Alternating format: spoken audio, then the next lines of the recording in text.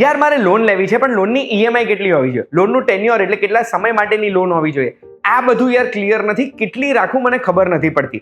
3 વર્ષની રાખીને લોન ફટાફટ ખતમ કરી દઉં પણ યાર એમાં ઈએમઆઈ વધારે લાંબી આવે, કે પછી લોન લાંબી કરી દઉં 7 વર્ષ 10 વર્ષની કરી દઉં તો ઈએમઆઈ નાની આવશે, પણ એ નાની ઈએમઆઈ કેટલા વર્ષો સુધી ભરવાની?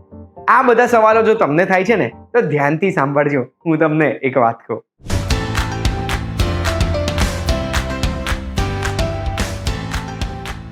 એક વાત કહું, આપનું સ્વાગત છે. મારું નામ છે ગુંજ ઠક્કર.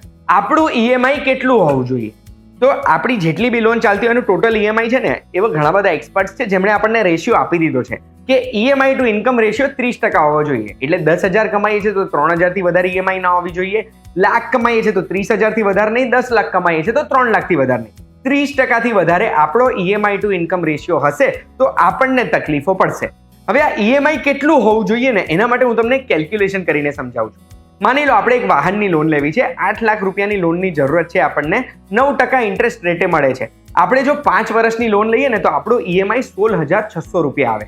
પણ આ 16,600 રૂપિયા છે ને, એના સિવાય આપણી એક હોમ લોન ચાલે છે કે પર્સનલ લોન ચાલે છે કે બંને, અને આ બધું ટોટલ મારીએ તો આપણો રેશિયો 30% ના પાર પહોંચી જાય છે. તો આપણી પાસે શું ઓપ્શન છે? તો આ વાહન આપણે લેવું જ પડે એવું છે ને ઈએમઆઈ ચાલુ કરવી જ પડે એવી છે, તો પછી મારે તમને એ કહેવું પડશે કે તો લોનનો સમયગાળો વધારો અને જેના લીધે ઈએમઆઈ તમારે ઓછી આવશે. હવે વાહનની લોનમાં સમયગાળો 4 વર્ષથી વધારે ના જ હોવો જોઈએ. પ્રોપર કેલ્ક્યુલેશન સાથે મેં સમજાયેલું છે, એક વાત કહું પહેલા તમને. પણ અગર જો તમારે વાહન લેવું જ પડે એવું છે અને 5 વર્ષની બી લોન અગર આપણે રાખીએ છીએ અને તો પણ એનું ઈએમઆઈ વધારે પડે છે ને, તો પછી હું તમને સજેસ્ટ કરીશ કે તમે એને 7 વર્ષનું કરી દો. 7 વર્ષની લોન લઈશું 8 લાખ રૂપિયાની, 9% વ્યાજ દરે, તો 12,800 રૂપિયા જેવો હપ્તો આવ્યો આપણો. આનાથી શું થશે કે આપણે 4,000 રૂપિયાનો ફિક્સ હપ્તો માથે જવાબદારી નથી, અને એટલે આપણે થોડું બ્રીધિંગ રૂમ મળશે. અને અગર આપણે આની આ 7 વર્ષની લોન 5 વર્ષમાં પૂરી કરવી છે ને, તો દર વર્ષે ખાલી 3 હપ્તા એક્સ્ટ્રા ભરવાના છે આપણે. તો 5 વર્ષ અને 4 મહિનામાં લોન પતી જશે. એટલે દર વર્ષે જો પૈસાની સગવડ થાય ને તો વર્ષમાં 3 વખત 12,800 રૂપિયા જેટલી ઈએમઆઈ છે ને એટલી ભરી કાઢો. પણ આપણે ઓછી ઈએમઆઈ રાખી છે એટલે આપણે બંધાયેલા નથી.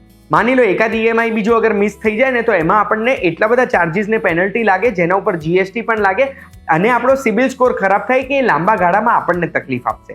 એટલે ઈએમઆઈ હંમેશા આપણી આવકની 30% રાખવાની, અને અગર જો તમારે કોઈ વસ્તુ લેવી જ પડે એવી છે લોન ઉપર તો એનો સમયગાળો લાંબો રાખવાનો, જેનાથી ઈએમઆઈ ઓછી આવે. પછી ભલે તમે તમારી સગવડે વધારે પૈસા ભરી શકો છો તો પહેલા વર્ષથી એક્સ્ટ્રા ભરવાનું શરૂ કરી દેવાનું, જેનાથી તમારે ટોટલ લોન તો એટલા જ સમયમાં પતી જશે.